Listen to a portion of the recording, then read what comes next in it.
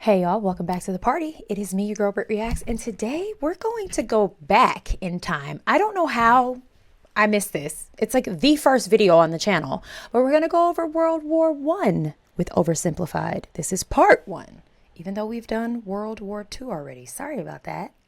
You are now tuned into BrittReacts. The world of 1914, a time of modern technology, culture, and fashion.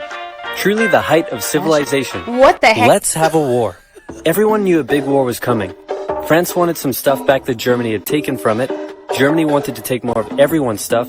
And they were building a big sexy navy that was making the British uncomfortable. Sexy navy. These two empires thought they were really cool, but lots of different people who lived there didn't think it was so cool. And some of them had even been declaring independence with help from Russia. Everyone was talking about each other behind each other's backs.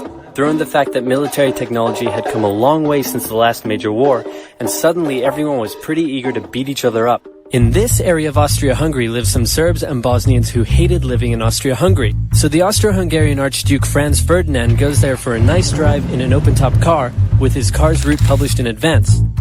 That just screams, I want to be unalived in public. Who was in charge of security? My goodness. Okay. Y'all, I don't know. When this channel was first, am I okay? When this channel was first brought to my attention and you guys started to ask me to react to it, the only thing I can think is that someone asked me to start with World War II.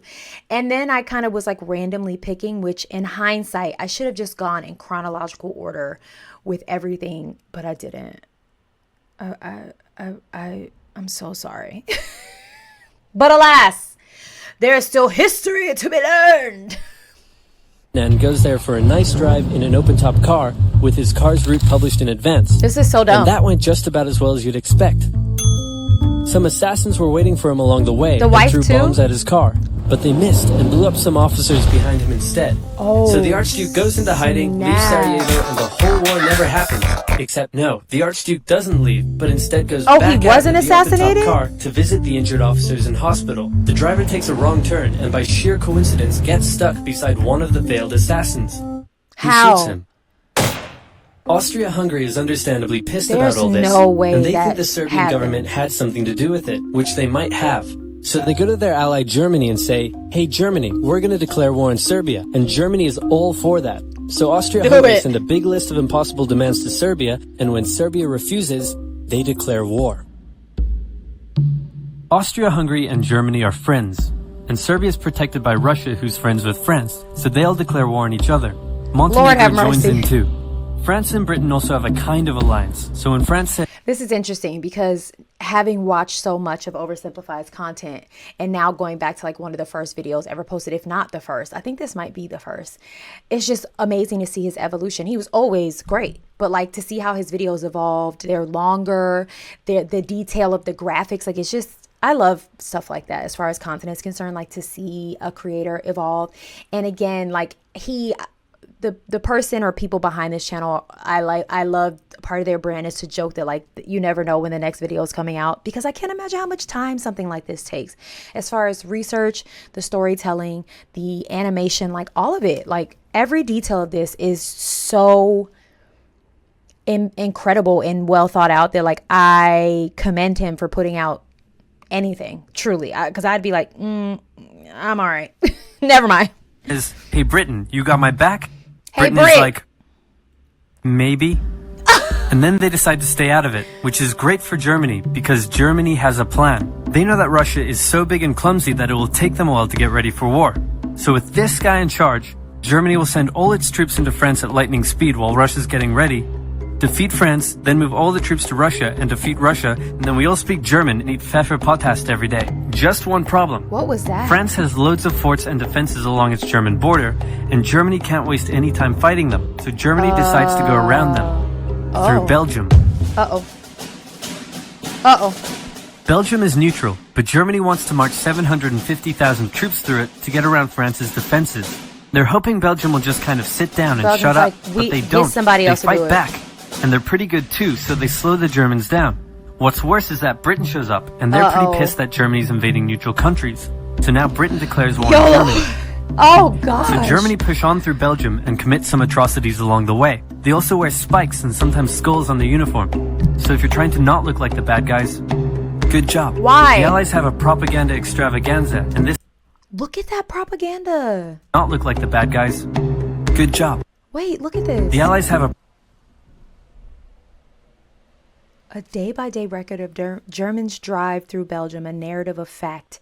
Dramatic, thrilling, true. Start reading it today. Daily and Sunday in the New York Tribune. Oh my propaganda extravaganza, and this starts Talk having an about influence it. around the world, notably in America. The US President Woodrow Wilson sees himself as a bit of a Jesus Enters figure us. and spends most of the war trying to get everyone to just hug it out. But there's also a large population of ethnic Germans living in the United States, and when the war first broke out, they were like, yay, Germany. But now that they're committing atrocities in Belgium, they're less enthusiastic. Let's play Spot the French Soldier. Did you see him? Easy, right? He's wearing a bright blue uniform with red trousers. And do you know who else spotted him easily too? The Germans. Oh, Lord. So when the French were slowly marching in columns through the countryside, the Germans easily tore them to shreds with their giant guns. my All the nations involved in this war went in with an old school war mentality. War is an adventure. Bayonet charges are cool. I don't know what that means. Cavalry is really effective. Dying for your country is awesome. Thank you for that list. Thank you. We needed that. And all of them had to update their uniforms and tactics a lot during the Great War. Because this war was going to be like nothing anyone had ever seen before. Russia's ready for war, and way earlier than expected. Hey, Austria-Hungary? Sorry, y'all. Hold on. Oh. I like felt something down here. The heat came on. I was like, whoa. Almost crashed out on camera. Can you get on top of that? Oh yeah, sure, we've got this. Nope. So Germany has to send some troops back to the east to defend against the Russians. The chief of staff of the Austro-Hungarian army is this guy, and although he is handsome, he turns out not to be the best military strategist. Austria-Hungary constantly ignores That haircut. Germany's advice, and then comes running back to Germany whenever they get in trouble.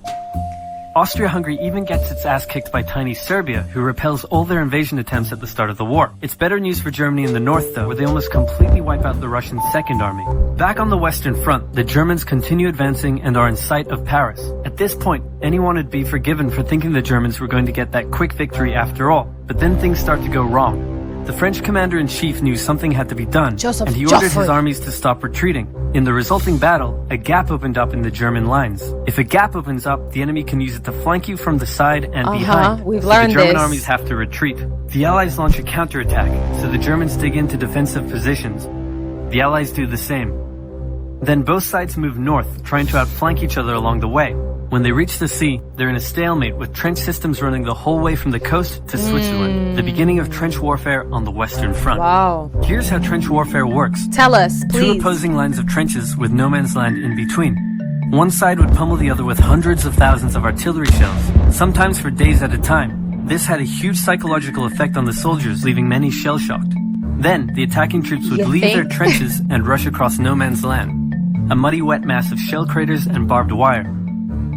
The defending trench would unleash machine gun fire on the attackers, inflicting thousands of casualties. The attackers would send wave after wave until either they gave up or the opposing trench was finally overrun. There would be months of fighting and the deaths of thousands in order to gain a few meters or kilometers of land. Living in the trenches was hard work too. Corpses, months, or kilometers of land. What? Living in the trenches. I'm sorry. Let's count how many actual bodies we see. This is insane. Living in the trenches? How? These poor men. 1, 2, 3, 4. I see 4 sleeping. Maybe is this a 5th? I see like a flask or a canteen. This just shattered me. This just broke my heart. Look at this.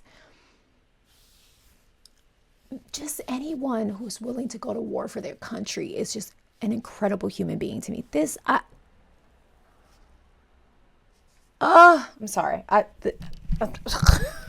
My shirt is caught on my mic. I'm sorry. I'm too empathetic to see stuff like this. This is just my heart. I can't even. Trenches was hard work too.